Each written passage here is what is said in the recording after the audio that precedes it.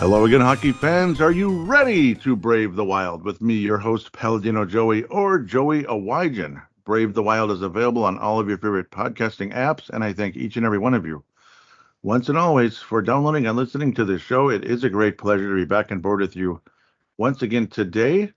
As well, we are also on the Hockey Podcast Network, as I almost rudely forgot. The wonderful website and network. Dylan and Kyle, want to thank you guys so much for having me on board there, coming in out of Vancouver, British Columbia. Today, yep, we are having a different style of show. It's not going to be me just saying, Kirill Kaprizov did this or that necessarily, though I'm sure he did this and that. But once again, our, at the very least, annual spring break special, the legend Derek Felska has returned to brave the wild. Oh wow, you keep saying legend. That always puts a lot of pressure on me. It's great to be here.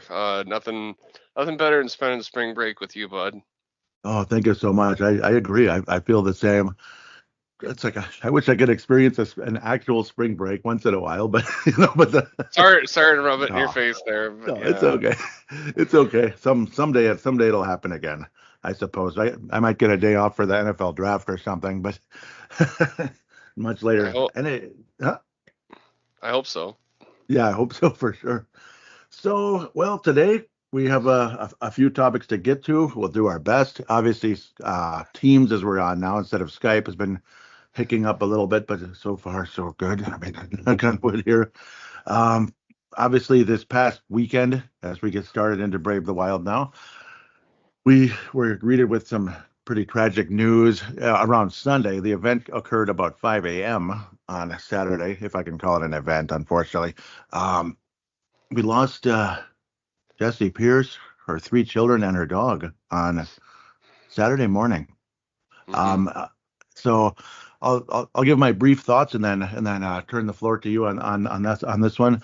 I didn't get the pleasure to know her much, really, at all. Unfortunately, obviously, sometimes the schedule doesn't help, but then just wasn't lucky enough, I suppose, to build much of a Hmm. you could say like connection with her. It would have been nice because I've heard nothing but good things about her. Obviously, her hockey knowledge was good, bar down beauties, and the whole hockey community certainly is devastated at what took place, and not just the fact that she's gone, but my God, three kids as well. That's horrible. Oh. Heck, even losing a pet is terrible in a situation like that. Just the pet alone. But geez, Hmm. four people, it's terrible. So obviously that drew a tear for me at the time and still can right now. Um, Jessi Pierce, yep, we will definitely miss you. Yeah. Um, a huge void for the really the Minnesota, at least the I would say the online hockey community to a certain extent. It's that weird world we live in with social media where you're Mm. connected in ways that otherwise, in your day-to-day lives, you don't necessarily see each other, so to speak. I did not have like a face-to-face meeting with her ever, but I'd certainly interacted with her on Twitter, uh, just through messages or her show. Kind of like you, I would send questions to her show to hear her perspective on things, and she always, you know, she would ask the questions and give her 2 cents, and I always told her I appreciated to hear like whatever her answers were about it. And the thing about it is she always gave a real personal touch to things, and that's what you see in a lot of the reflections is how she took the time in so many situations where a lot of people wouldn't, whether to help somebody out. I know for myself as a person who blogged about the wild for 18 years, for a Yes, lot yep. of us, for a lot of us that were in that kind of writing sphere, like her herself, Hmm. uh, a lot of people were really trying to get press credentials to get to be in that press box. And a buddy, another friend of the show, of our show, and is Tony Abbott. He writes at Hockey Wilderness, And Mm-hmm. Tony and them finally got press credentials like a couple years ago, and so you're finally, invited into the hallowed halls of the Al Shaver. Shit. Went out. No, you're still there? Damn it. Still there, Um, still there. Oh, I'm sorry. Oh, sounds like it came back. yeah, we cut out, and I thought it was over at that point. But Oh, anyway, whew, thank God. I'm sorry. well, no. So anyway, I was saying she, like who do you go and you for a person that goes in there, it's very intimidating, and yet she took the time, said like, if you have any questions, just ask, because it's very intimidating because you are a bunch of professionals, and yet she always was willing to give her time, give her advice or whatever. She edited Dan Minnesota's book, and Nice. uh, yeah, I mean, again, I don't necessarily think that was something that she went to her book signing. Ironically, my parents met her face to face, and they said she was very charming and very nice. And again, she just was a person that was always willing to help out any which way she could. And I think that's why you're seeing such a huge outpouring, because she made that personal connection for so many people that even though you didn't like know her, you felt like you really did. Mm-hmm. And that's just really speaks to who she was as a person. And like you said, the fact she lost her kids who really were her whole world on top of it, Yeah. it there's no words to describe what that must be like for her husband, Mm-hmm. who lost all of that. And my thoughts are with him, and of course the rest, because I don't even know what to say. I I it it's still almost beyond belief, even though it's been almost 4 or 5 days since it happened. Yes, no doubt about it. It was as stunning as it can get, and great thoughts. I really appreciate that, and can't disagree with anything for sure. Obviously, why would I disagree? But yes, Jessi Pierce, we will miss you, and here on Brave the Wild, and this is also to our kids and even the dog as well. We will give you a moment of silence, and God bless. God bless. Yep, definitely Yep, thoughts with the indeed. husband. Hmm. So, how do we transition back to the Wild and eventually Gophers and NCAA tournament? Somehow, I suppose. Well, Um, first of all, well, that's what I would just say is this. That's what she'd want. yeah, that's She'd want cool. Yes. she'd want you to talk about the hockey, because that really was her life. Really, I mean, that's what connects us all, right? It's Yeah. the Yeah. hockey, Yep. and she was all about Minnesota hockey at virtually all levels.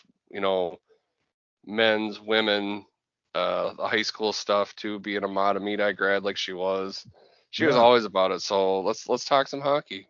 Let's talk some hockey. Yep. And, yep. And I like that. I like even the name of that school too. It's so classic.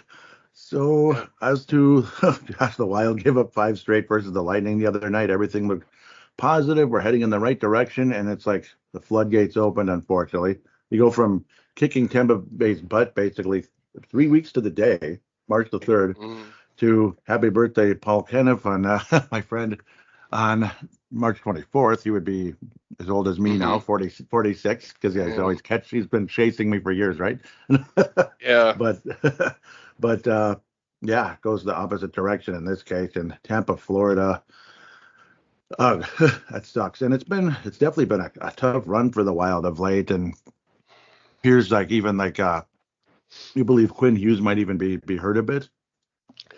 He he looks not he looks more hesitant. And the other thing, I said this during the game, and actually the last couple games, it is very obvious teams are going after him. Like, Hmm. they are sending people with the specific job of running him, and that has made him more hesitant. He's also, the other reason I would say I feel like he might be hurt is because he's had a harder time avoiding those hits. Where when he Hmm. first came to the Wild, had that, that magical ability, like Nick Lidstrom always did, where you didn't get a clean shot on him. You just didn't. Like he found a way to deflect away and get out of the way in the nick of time kind of thing. And now he's getting leveled. And I'm not saying he's scared. But I mean, if you're getting hurt, you're going to be more guarded, and it just doesn't seem to have the same level of explosion. And the fact we keep, playing the heck out of him, I don't think. I think we need to start to ease up on that, especially heading towards the postseason, because he's a guy you definitely have to have healthy. Yep, absolutely crucial, and he was the difference maker to this whole team. Like they were playing better, and 100%.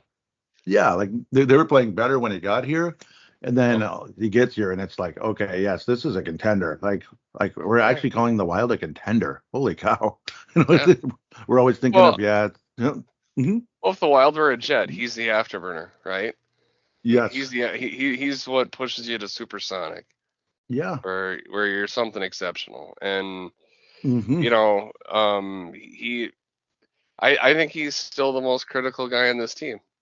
Absolutely. I think there's a handful, and he is more critical than maybe anybody on this team, to be honest. Yep, I think so too. I was even, I would go as far as to say he's the MVP of the team. And I agree. And especially the way, unfortunately, on the other side of things, Kaprizov not playing so hot of late. Obviously, we'll get to that in a couple minutes. It just kind of feels like we're going down similar roads like in the past. Obviously, we'd always play Ryan Suter way too much. Dare we say that name on this show? Sorry. It's like, no, not that one. Yes, Quinn Hughes definitely a hell of a lot better everything. You could say better attitude, better leader, better player too, obviously, than what Ryan Suter ever could have hoped to have been.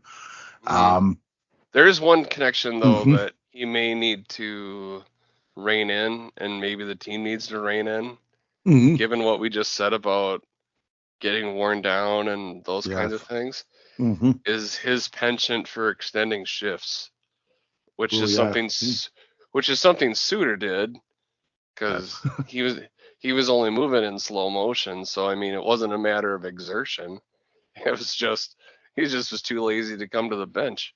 Whereas Hughes just is like almost like that little kid, who, if someone says, okay, one more and you're done, and they keep trying to say, well, one more.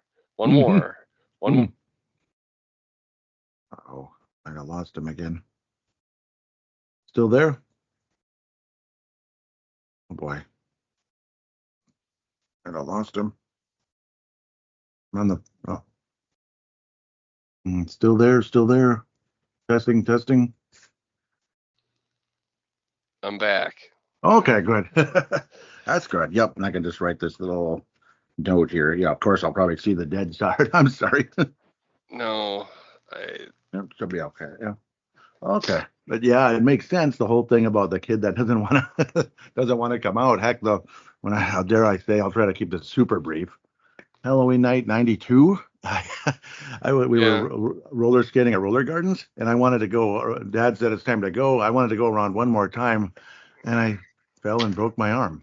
What do you think of that? So I'm trying to keep that brief, but can you believe that?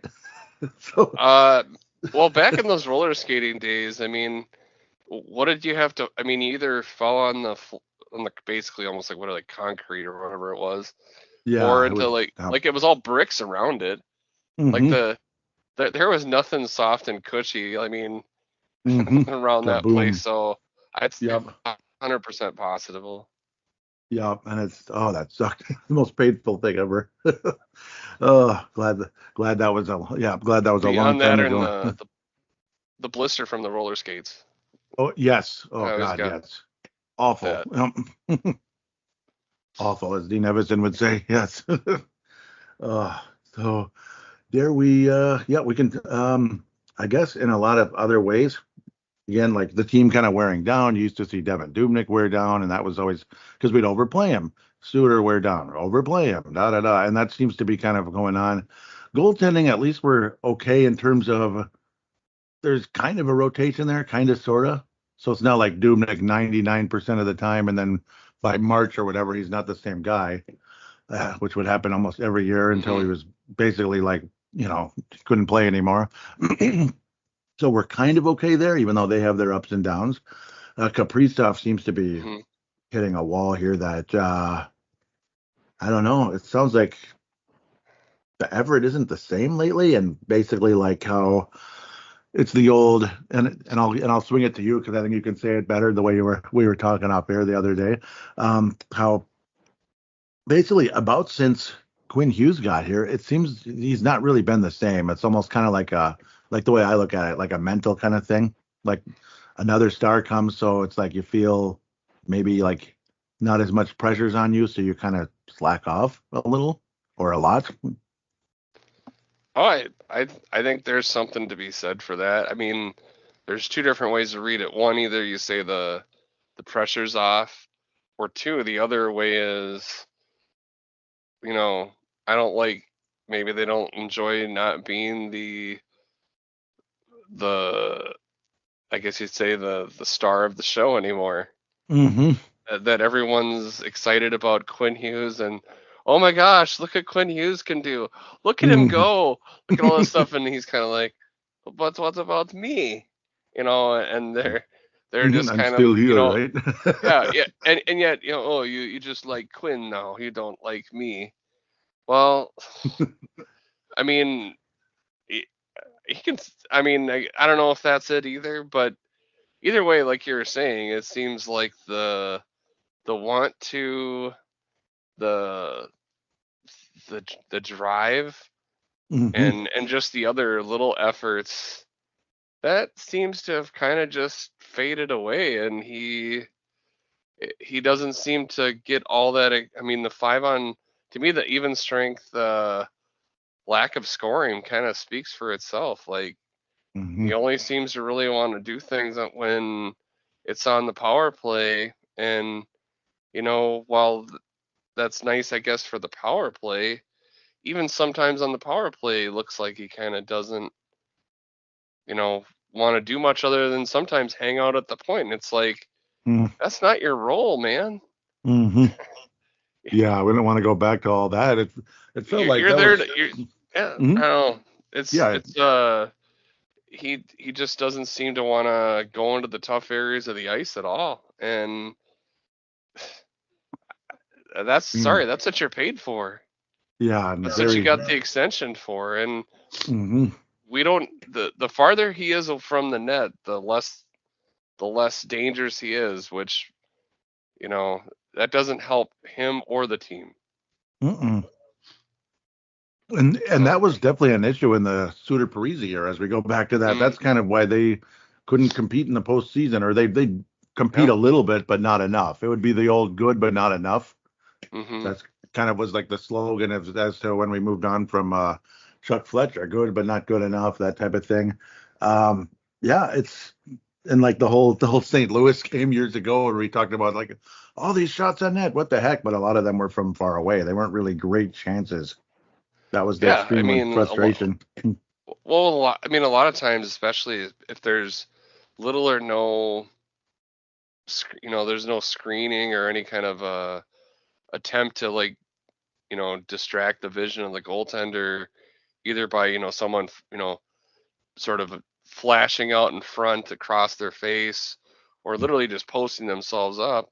Hmm. You're just you're mostly then just playing catch with the goalie, and you're actually Yeah. squandering scoring chances because the goalie just has to catch the puck, absorb it, and you have an icing. And then, I mean, we know our team's history on winning draws. Mm. Even though it's improved a little bit since the trade deadline, especially amongst our top guys, that's not where we're winning our draws. Michael Hmm. McCarron's not on the power play, Yeah, you more of know, a it, specialist. Yep. you Hmm. know, and Hmm. it's it's not good, and it's got to change. So, and the question is, when are they going to have that conversation? Because it needs to happen soon.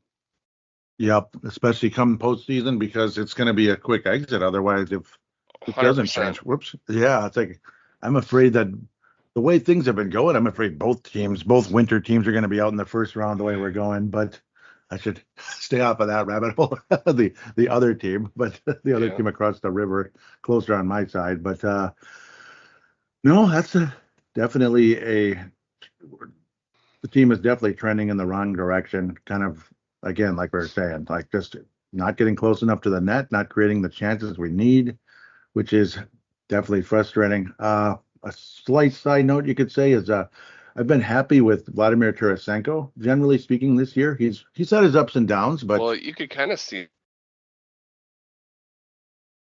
are you there? Still there? Oh, there you are. Yeah. Yeah. I'm sorry. Well, I was just gonna say. I mean, even during the Lightning game, you Hmm. know, the when you look at the Wild when they were on the power play against the Lightning, Hmm. you ask yourself, and even in any power play, whether I mean, obviously scoring is great, which they did score in their first two, Hmm. but then when you look at it kind of after that, or at least their first power play they scored, but when you look Hmm. later in the game, especially when they had the 5-on-3, like it didn't seem like anyone really wanted to get involved, and it became the most obvious thing in the world. Oh, they're just gonna everything goes to the left side of the defense Hmm. because the only two shooting options are Boldy and Kaprizov. No one's on the other side to threaten to shoot, and I don't know. It becomes kind of easier to defend because you don't really worry about that other side at all because there's no threat on that side whatsoever. So you actually lose the man advantage because they don't even have to cover the backside. So that missing defender, well, just Hmm. that's where it is, and who cares? We don't bring another shooter on that side, Bobby Brink or something, you Hmm. know, or Tarasenko, or I mean, I realize that would be Yes. his opposite side, but I mean, you got to have something that keeps them honest. Otherwise, you become predictable, and you know, if you put forth even like within the case of Kaprizov, if you're Hmm. playing kind of half-hearted, then it's Hmm. even worse. Hmm. Then you're just, yep. And then the frustration really starts to mount because nothing's happening. Basically, nothing's happening, and then things are Yeah, going the wrong way. and the other team builds confidence because they just shut you down on your power play. And the next thing you know, it's in the back of the net, the other side. Exactly. Yep. There it be an odd man rush or God knows what, just Mhm. yep. But like, yeah, Tarasenko, yep, you did cut out a bit, unfortunately. That's definitely unfortunate with our team's technology. Teams is not doing its part of being on our team here today at times. So teams work would be nice. Tarasenko, yeah, he's been a wonderful. I would say, well, not wonderful. He's had a nice renaissance season. The 20 goals, 20 assists, 40 points. I know I don't want to babble on about, you know, statistics, but yeah, I mean he's been a nice piece. But like you were saying, how it'd be obviously he'd be playing on the wrong side if we were able to utilize him that way, unfortunately. But oh, how I wish, right? How I wish this team could have more of a balanced attack instead of it seems like one side. But otherwise, hoping this thing doesn't keep doesn't keep going in and out on us at times. Sorry for my babbling. Should we jump into our thoughts of the new Golden Gophers hockey coach? Both of the two, I suppose. Uh-oh, it's not there. This thing's giving us a hell of a time today.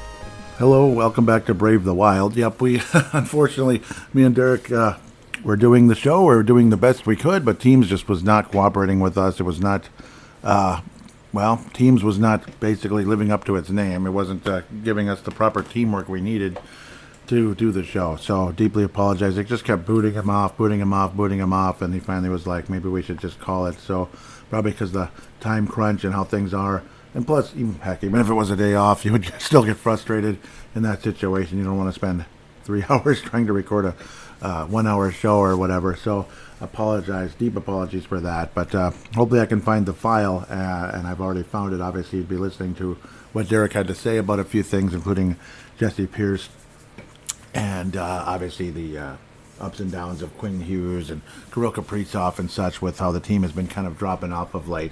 So for the sake of where we're at here, I believe we may have had about 20 plus minutes recorded. And again, hopefully the quality of the show isn't too bad because of the ins and outs. I again deeply apologize for that. But we're going to jump into DraftKings right here and right now, if humanly possible. DraftKings Sportsbook, an official sports betting partner of the NHL, is built for the latest game on ice. With player props and live betting, every shift, every shot, every save gives you options to get in the game with DraftKings Sportsbook. So upcoming games right now, Ottawa and Pittsburgh, kind of classic. There was, I don't know, for some reason I always felt there's a connection between these two teams. I don't know what it is. Maybe Tom Barrasso played for the Ottawa Senators or something. But the Senators hosting the Penguins, who've been playing fairly well. They kind of both have. Senators are a minus 144, visiting Penguins plus 138. Islanders hosting the Stars. That could be a classic. We want the Islanders to win that one, I'm sure. Islanders are a plus 117. The visiting Stars are a minus 122. These are the money lines.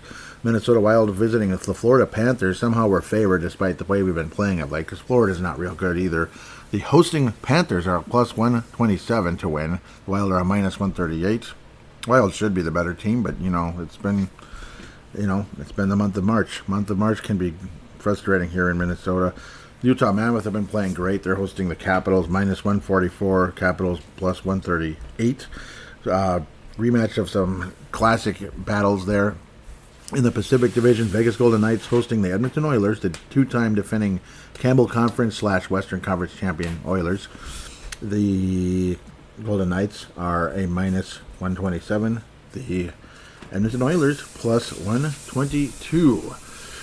New customers bet just $5, and if your bet wins, you'll get $300 in bonus bets instantly. Download the DraftKings Sportsbook app and use code THPN. That's code THPN, or XXX, I guess. They put that there for some reason. To turn $5 into $300 in bonus bets if your bet wins. So probably a THPN, though, by the way.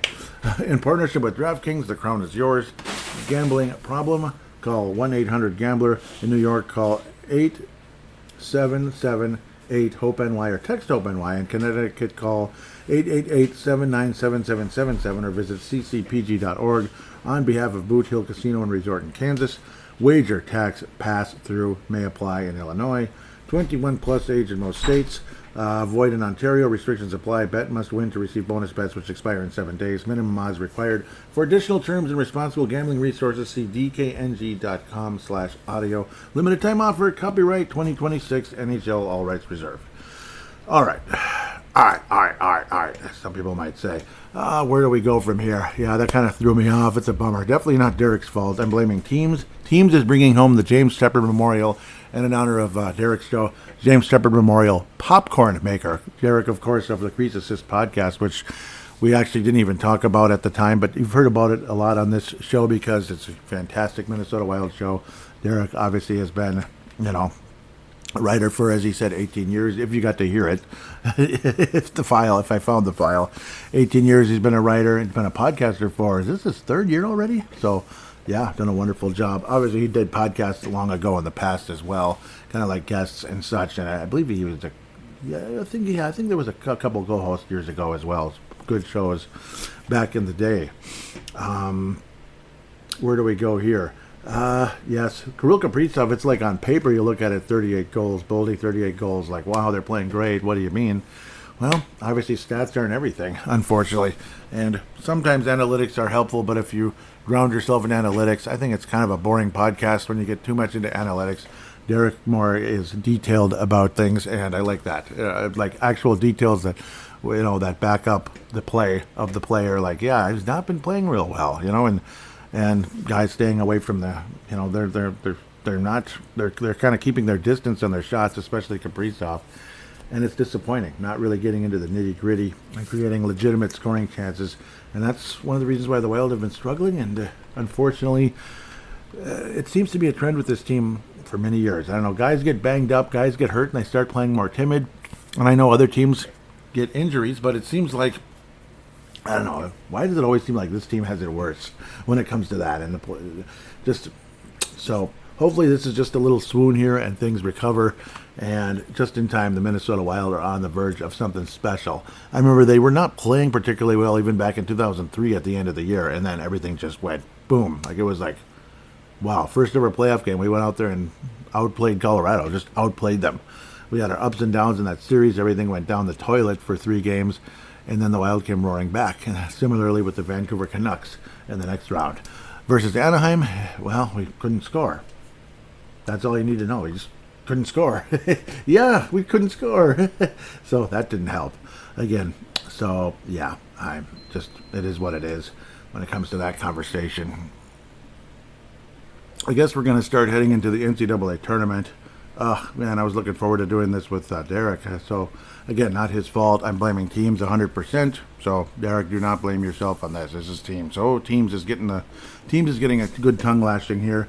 Before that, though, even Brett Larson and Greg Boom May coming in to be the new Gophers coaches here on the men's and the women's side. Moving on in both cases, of course, Frost and Mr. Frost, not Jack Frost. I keep wanting to say Jack Frost. It's Brad Frost.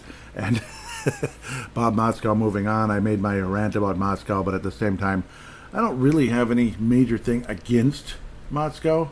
I just don't think I don't know. I just wasn't all that excited about him after that Quinnipiac game. And Quinnipiac is in the tournament.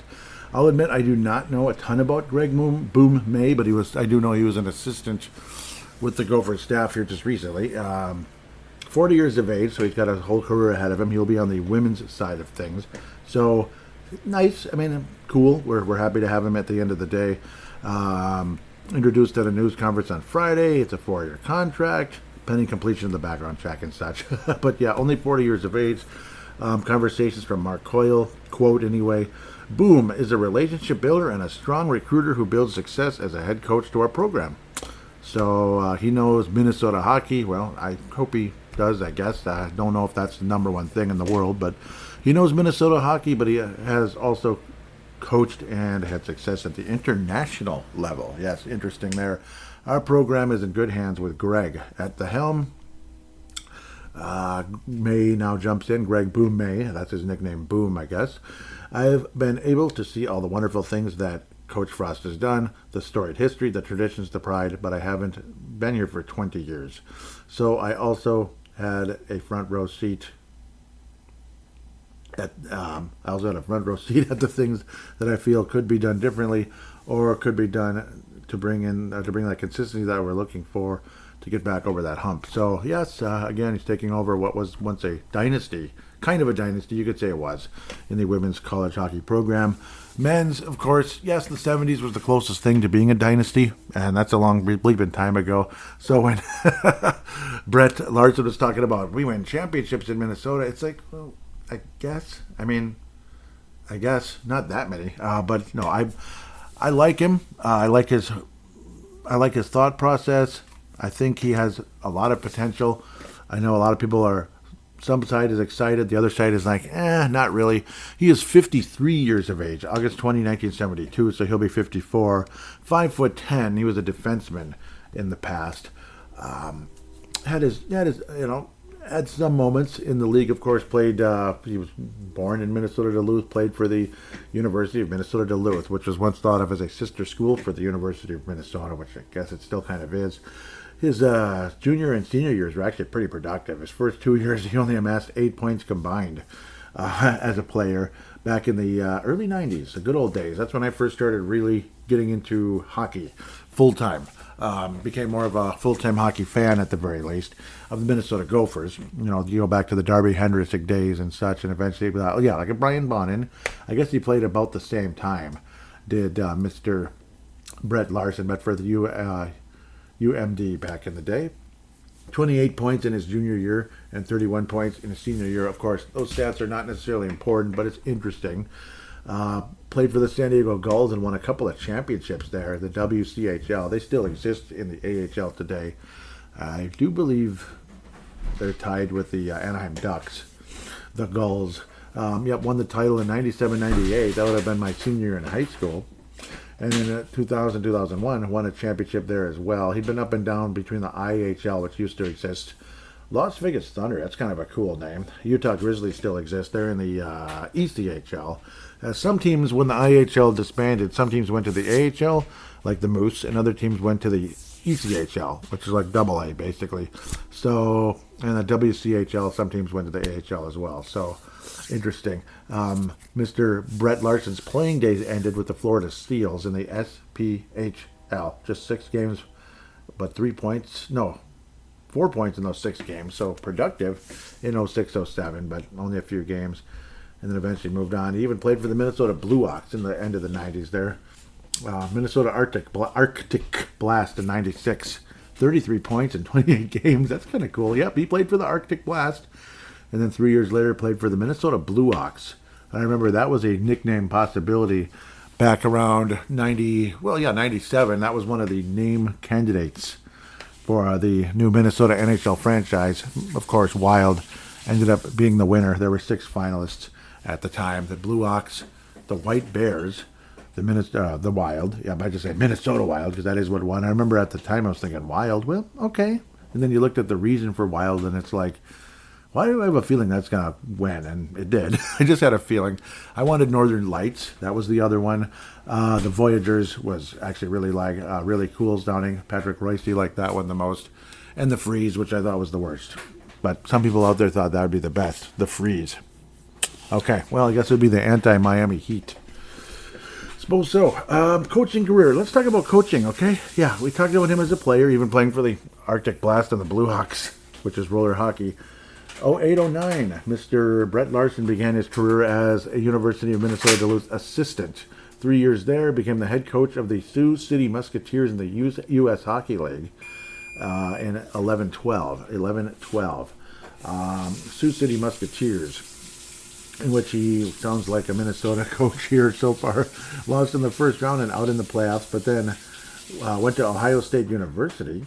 Was an associate. Yeah, they lost in the final apparently that year in 2010. Or 2014. That doesn't sound right. That can't be right. I don't remember Ohio State going in the final of any type. He was an associate coach there. You could say associate head coach for them because I know the Gophers in 2014 lost the final to Union. So I'm not sure. This has got to be some kind of mistake here. 2 years with Ohio State as an assistant or associate. Went back to Duluth as an assistant for 3 years in 15, 16, 17, and won a couple national championships as an assistant with them. So definitely got some of that winning aura there. Took over for Bob Motzkow in 2018 when Bob Motzkow came to Minnesota. And, well, had some good seasons for sure. Got to the finals, ended up losing to UMass. Amherst, I believe they're called, and lost to my guy Lindbergh there, who was the goaltender, got the shutout. St. Cloud State was shut out in that championship game. Brett Larson was the head coach. And so both Bob Motzkow with the Gophers and Brett Larson with St. Cloud State, that's as far as they got. They lost the championship game, unfortunately. So one was a shutout. Had some ups and downs overall. Did Brett Larson, but some great seasons. 30 wins, 6 losses in his first year there. Incredible win-loss record in 18-19. A win percentage of .808. Wonderful, but generally good, but not great in St. Cloud State. That's where a lot of people are not all that excited. Things kind of heading south there the last couple of years. Barely above 500, 17-16 in 23-24, and then 24-25, 14-21. That year, lost in the tournament early in that case, their NCHC tournament, which some people believe is actually better than the Big Ten. But yeah, I mean, it could be. And then this past season, disappointing for sure. Only, definitely a down year for him. 9-14-1 in 24 games in St. Cloud State for Brett Larson. Definitely, I'm not like, it's like, yep, I'm not jumping up and down about it, but I'm not, at the same time, you're getting an experienced guy. And you never know. Maybe he is the right guy. Don Lucia came in a bit younger, in his early 40s at the time, from Colorado College. But that team was so good back then. I mean, Colorado College was so good during the 90s when very young Don Lucia was coaching that team. Lost the national championship game in overtime. And then a few years later, when joining the Gophers, his third year with the Gophers, won the national championship in overtime, and then came back the next year with a record that wasn't as good, but a team that was hotter going into the tournament, and just roared through that championship, winning the title against New Hampshire. It was a very close game until most outstanding player, Thomas Vanek, put the Gophers up 2-1 with a very nice move, attacking the net, which is something the Wild need to do better, making a nice move and finishing to put the Gophers up 2-1. That ended up being the game changer, as the Gophers ended up kind of opening the floodgates and won the national title in 2003. Not 23, 2003, and we've been waiting ever since. It was a 20-year anniversary. The Gophers finally got back and then lost to Quinnipiac in extremely frustrating fashion in 2023. That was the best Gopher team I've ever seen, and to this day I'll keep saying, best Gopher team I've ever seen. And Bob Mazzo kind of lost me after that, and I hate to say that. It might sound mean, but I'm not the only person out there who's saying that. So Brett Larson, wishing him the best. Greg May, wishing him the best as well. Sounds like a Twins pitcher. I know. There was a former quarterback as well, I believe, named Brad May. He was a third stringer for the Vikings. A lot of people saw him as a talented guy, but he never really played in the NFL. He was just there. He had the jersey and he wore it on the sidelines on Sundays, but I don't think he really played, Brad May, years ago in the 90s. Looked promising, but what am I talking about? I'm just going down stupid rabbit holes here. But yes, kind of a disappointing run the last few years by Brett Larson, for Brett Larson anyway, in St. Cloud State, but things were not heading in the right direction in the overall program. It's not 100% his fault, I'm sure, so hopefully this can jumpstart his career and turn him into a name that we'll remember forever. A guy that wins national championships here. So I would like to believe so. We'll see how this goes. He was a right shot defenseman, 11th round pick, 213th overall by the Detroit Red Wings in 1990, but did not play in the National Hockey League. All right, so let's look at the NCAA tournament, if possible. I had it up, and I guess I'll just have the paper. That's why I printed it. All right, so Michigan's number 1, North Dakota number 2, Michigan State number 3, Western Michigan number 4. Those are your top seeds. So Michigan versus Bentley in the first round. I think Michigan advances, of course. This will be in Albany, New York. And then Minnesota Duluth returning to the tournament. This will be this upcoming Friday here. This section today, they'll be playing the ones that are coming up here, the next group. But this group is all today on Friday, or tomorrow on Friday, excuse me. So Michigan will beat Bentley. Minnesota Duluth versus Penn State. I think the Bulldogs move on to play Michigan. Western Michigan, the defending national champions, playing the Mavericks, Minnesota State Mankato, and then Denver, who's got a billion championships, playing Cornell out of the Big Red out of New York there. Western Michigan will win, and Denver will win. And then I do believe Michigan continues beating Duluth to get to the Frozen Four. So Michigan will return to the Frozen Four. Western Michigan will Michigan versus Western Michigan and Denver. I got a feeling Denver knocks off Western Michigan and goes to the Frozen Four. I don't want it, but we'll have to wait and see how that turns out. Our guy, Rigger Lorenz, could be going to the Final Four again, or Frozen Four. Sounds a little better.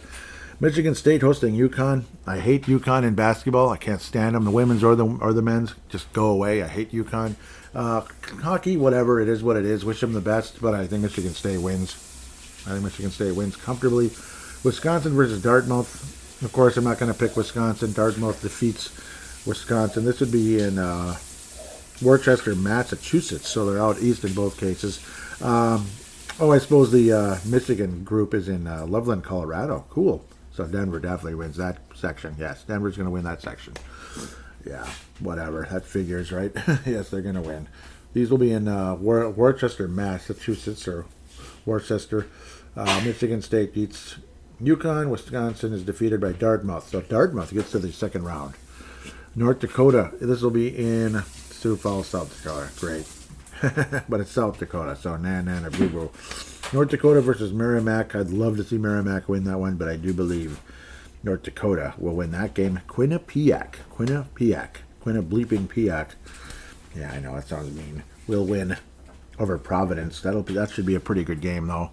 And I do believe Quinnipiac is going to the Frozen Four over North Dakota, and yes, Michigan State will be playing against Quinnipiac in the Frozen Four. So you're going to have Michigan, Denver, Michigan State, and Quinnipiac in the Frozen Four. Michigan beats Denver. No. Yes, Michigan does beat Denver in the Frozen Four to get to the championship game. Michigan State will beat Quinnipiac to go to the championship game. So it'll be Michigan versus Michigan State. And Charlie Stremel, I guess is how you say it correctly, will win a national championship before coming to the Minnesota Gophers. Charlie Stremel will win a national championship before coming to the Minnesota, did I call them the Gophers? The Iowa Wild. Coming to the Minnesota Wild organization, but to play for the Iowa Wild, if they even are still playing or stuff, I don't know. They've been winning games lately, but they did lose recently, unfortunately, but been playing way the heck better. The Michigan State Spartans are your national champions in hockey this year. They will not be the national champions in basketball. It's going to be St. John's, damn it. Or Duke, actually. But, yeah, they're playing each other today. The winner of that game wins the national championship. What do you think of that? For a wild, crazy prediction. Duke. The Duke is on fire. Kind of. Even though they almost lost in the first round, wasn't it? Didn't they screw around and almost lose in the first round? Duke is funny sometimes, but when they're on their game, holy crap. Yes, I have a dear friend that is a huge Duke fan, so I can be supportive, but I'm cheering for St. John's today. I'm sorry. or in this weekend, I'm cheering for St. John's. I'm a Rick Pitino fan, damn it. So that's for basketball. We'll talk about that on Timberwolves Explosion tomorrow. Sorry for the background noise. It's nonstop. I don't know why, but yeah, I can get a little cranky about that sometimes. Will there be some fan interaction? Well, we'll get to that in a second.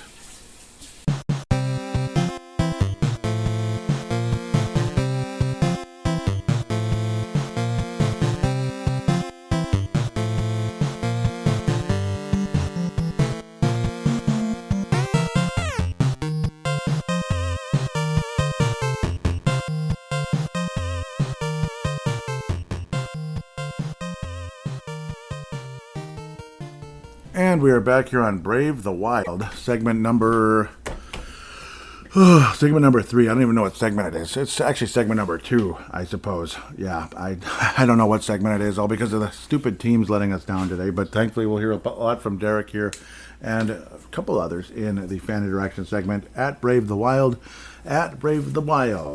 So Derek has a poll up for Creases podcast coming up here. They were going to do a show last weekend, but he got sick, so that's unfortunate. But yep, at first I thought it was because of the sad story, but no, he actually wasn't feeling good. He probably had a lot to say about last Saturday morning's horrible event.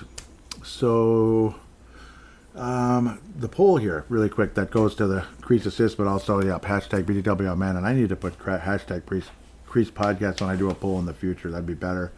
He says, is Minnesota Wild coach John Hines on the hot seat if this team stumbles in the postseason? Yep, if other reply and tag it. So, yep, the 3 different possibilities. Yes, especially if it's one and done. I would vote for that, yes. 50-50 depends on the players. No, Hines is safe. So, final results are up. I will save that for the show out of respect because that would be rude for me to jump in. I accidentally said one last week. Nobody complained, but I mean, I don't know. I don't want to let the cat out of the bag. But yes, my vote is yes, especially if it's one and done. Yes. Steve Snyder jumping in saying, because it's kind of a combination of both of us here, so it's nice of him to put hashtag BDWMN. Steve Snitter says, this is Garen's guy. Definitely not on the hot seat. Interesting. The bigger question, will Garen be on the hot seat, or did the Olympic gold buy him more time? The Hughes trade was good, but if he's not here in 2 years and no Cub, was it a failed trade? Ooh, that's a nice conversation there. Steve Snyder. Yep, he's the one that does, yes, Steve Snyder. Good question. Good conversation there. I don't know if I'd call it a failed trade. It's taking a big swing. It would really suck, let me tell you. It would really suck if Hughes left. I got a feeling he's not going to. It would be taking a big swing, and that just, for whatever reason, wouldn't have worked out. Not because of it was a dumb move, just unfortunate, I guess, circumstance. I know that might sound really lame to say, but I can't call it a failed trade because of that. Because I think it put the Wild in contention here. That we just, it gave us feelings that we really haven't had a whole lot around here. And I don't think he is leaving. Let's put it that way. So Jay Bushy jumping in here, batting second, like Chuck Knobloch after Dan Gladden here. Kind of like a second and third. It's like a bigger tweet. He does a 2 out of 2 thing. So here's the first one.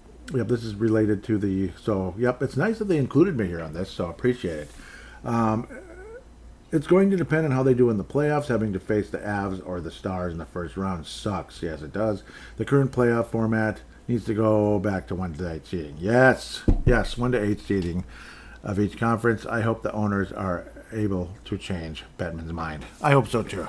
Yes, I think this should go to 1-8 seeding. I've been bringing it up before, but not enough. You know how you bring something up and stuff, but then you don't bring it up enough. You get into other topics, you go down other rabbit holes, and then, whatever.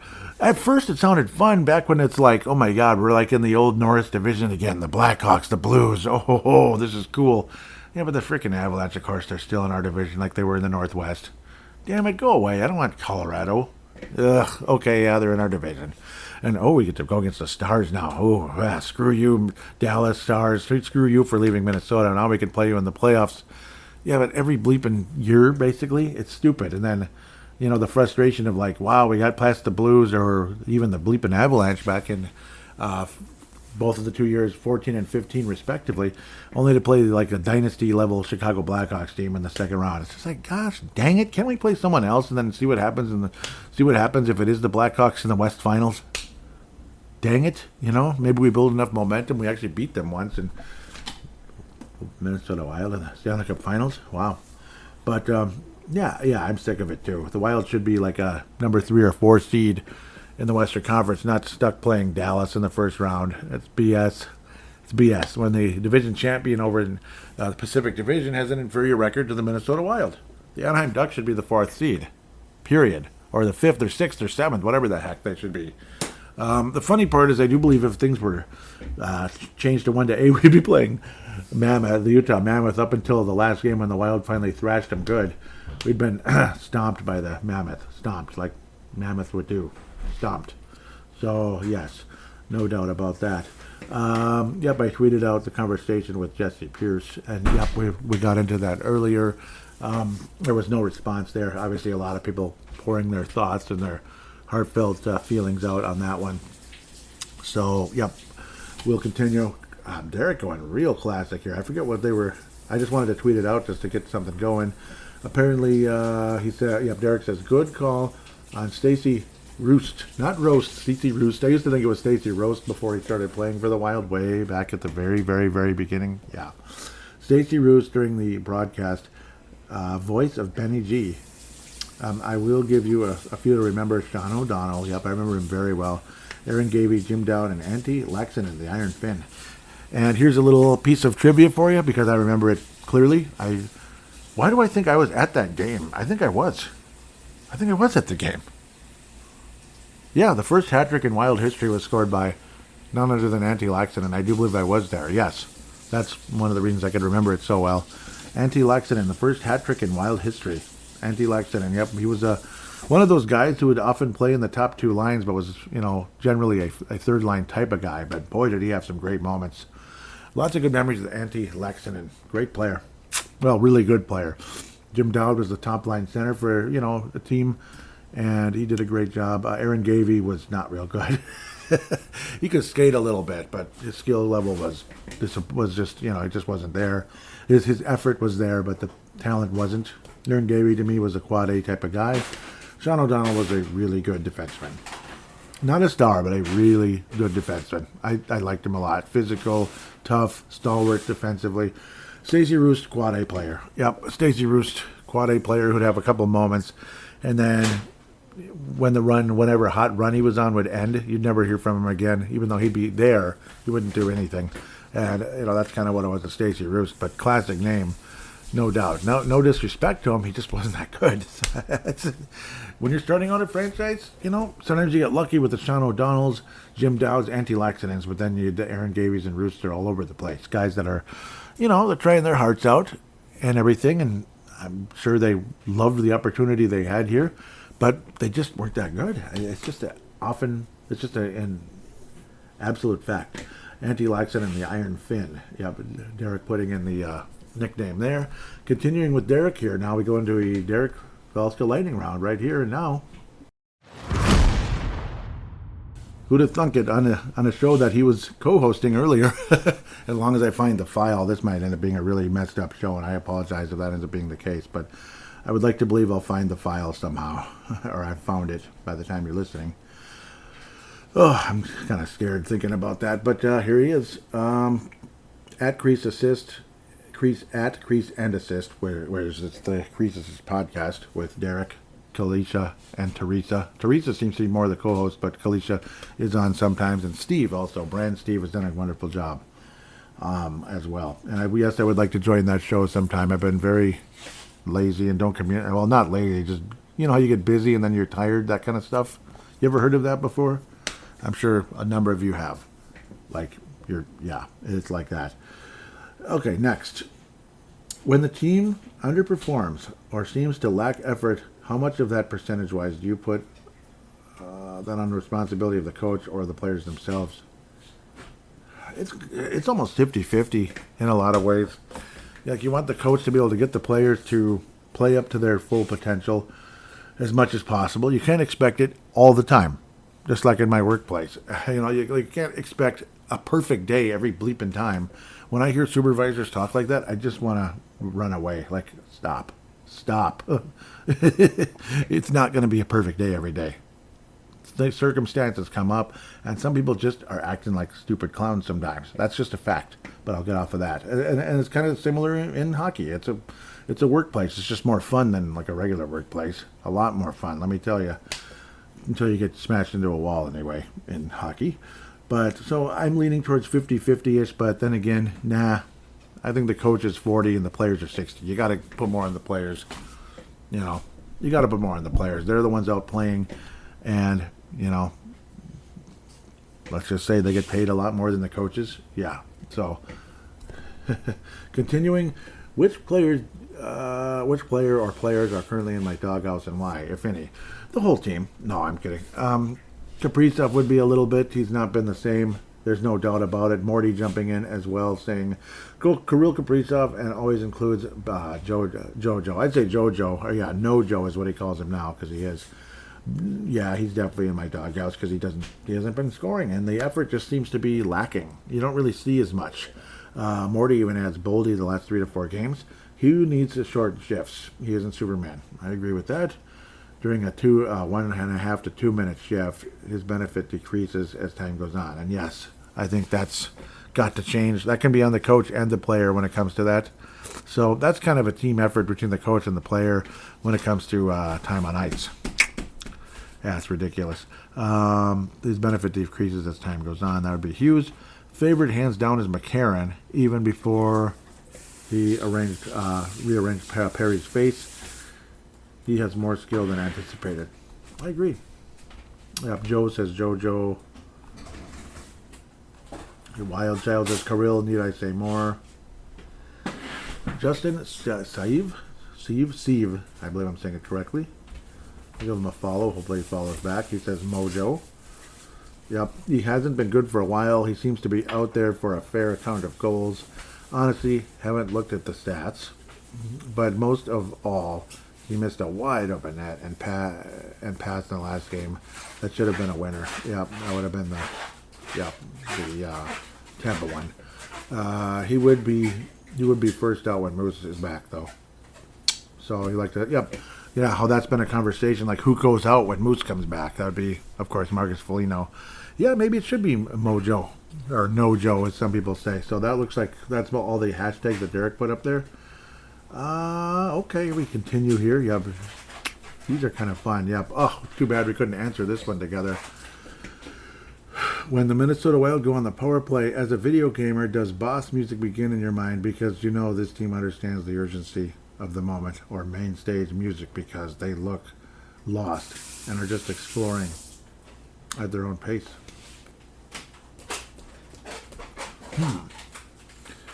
Video gamer does... I think it should. Yep, I think, yeah, I would like to believe it's boss music for sure, that boss music is playing. I think that, yeah, boss music is a good one for me, no doubt about it. Like maybe even like as much as frustrating as Final Fantasy VII was after Disc 1, that's where the whole mojo comes in. Last week when I talked about Final Fantasy VII, after Disc 1, it wasn't the same game anymore. It wasn't as fun. Like killing off what I would call the most important character in the game. Semi-spoiler alert, I won't say who it is just in case you haven't played it yet and you want to someday. I think the most interesting character in the game getting killed after the end of the first disc ruined the game. I'm sorry. That character had way more to offer to that storyline than just some boring sci-fi after that. That's all it really was. You know, it just ruined it for me. So that's kind of what Mojo is with the gaming thing. Otherwise, Final Fantasy VII's boss music, yeah. I think that would be perfect. Yeah, like main stage, that'd be like Final Fantasy IV. Oh, it's a nice, it's a nice overworld music in Final Fantasy IV. But yeah, that would be like they're out there lost. Like we're not really sure what to do. Otherwise, I'd like to say boss music.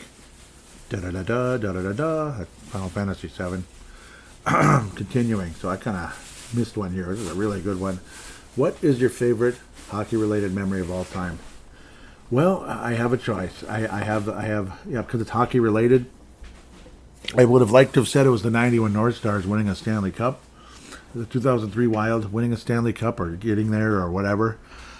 It has to go with the 2002 Minnesota Golden Gophers winning the national championship. We finally did it, you know. We finally did it. And it's still, it still sticks in my mind to this day. That was a wonderful moment. But kind of an up and down game. The Gophers scored early, but then Michael Stute kept answering. But he had multiple goals in that game. Michael Stute, he would join the Minnesota Wild organization as a minor league player for a while. Years later, from Maine, of course, one of the main guys over there. Maine when I say Maine. But when the Gophers went down 3-2, just devastating. You thought we're done. It was 3 minutes left, and then Matt Kowalska ties it up with 48 seconds remaining. I can imagine the frustration on the Maine side. The heartbreak and frustration. You just know when that happens in front of a home crowd. It's going to change. But I suppose you never know. They may come back and knock us out. It was a scary overtime period. Luckily, it didn't go to double. There were some scoring chances, but then ultimately the final scoring chance when there was kind of a loose puck up front, tipped by Pohl after Leopold put the puck on net. Pohl won the face-off. Leopold put it on net. Pohl tipped it, and Grant Batalny finished. The only player on the entire roster outside of Minnesota, coming in from Grand Forks, leading us to our first national championship in 23 years, and it was unbelievable. Just an unbelievable moment that I'll cherish and remember forever. So that would be my favorite hockey-related memory of all time. Seeing the Gophers win a national championship after some frustrating runs. Some great teams that would end in frustration, getting to the Frozen Four during the Wooger era. And even the year before, losing an OT to Maine in the first round of the NCAA tournament when you thought maybe that Gopher team could go on a run. Johnny Pohl remembered how he lost the face-off that led to the overtime winning goal, knocking the Gophers out in the first round. the year before against that very main team. You come back and beat them in OT in the championship game, and to see the Gophers win a national championship in my lifetime felt like $1 million. And one thing that was also super emotional about it is it was technically my senior class winning the national championship. Not that I went to the U of M or anything like that, but it was the same senior class. It was their last shot at it, like say my high school senior class, 98, winning the national championship. Johnny Poole, Jordan Leopold winning that national title. It was so amazing. So that will always be my favorite hockey memory. I think it's going to stay there even if the Wild win a Stanley Cup someday. So a fun way to end a show that was a little bit frustrating with how the things went in and out and such with teams, as teams did not give us a team's effort today, unfortunately. Knocker kept booting Derek off, so apologize for the quality of the show when it comes to that happening. Not overall quality. I think Derek did an amazing job in the time he was given by teams, dang it. And I hope I presented a halfway decent show here after I had to go solo again. So, wishing all of you a wonderful week.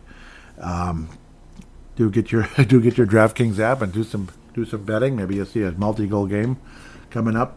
I didn't do any previews. I can just say the upcoming game's super duper quick here. I'd say maybe just really quick if I could possibly do it. I'm not even pressing the right buttons here. Probably shouldn't even bother. But nope, the Wild will be hosting the Flames and the Boston Bruins. It's just 2 upcoming games here. Well, actually visiting Florida and the Boston Bruins, not hosting. 2 towns you think of like seafood. Boston with seafood there, the clam chowder and other stuff like lobsters and such, and probably Florida. Maybe some fish and some seafood as well. So maybe they'll be enjoying some seafood. The Florida game will be on ESPN tonight and NHL Network on Saturday afternoon at 4 p.m. I hope all of you have a good weekend if you get to. I can't say I get to have a full weekend or anything, but I'm getting tired of that nonsense, but I won't get into that too much. Those are the upcoming games. I'd like to believe the Wild can win both, but I don't know. They might not win either. I think the Wild beat Florida, but did not beat Boston, who's been hotter than hot. That's a team that could go to the Cup final this year.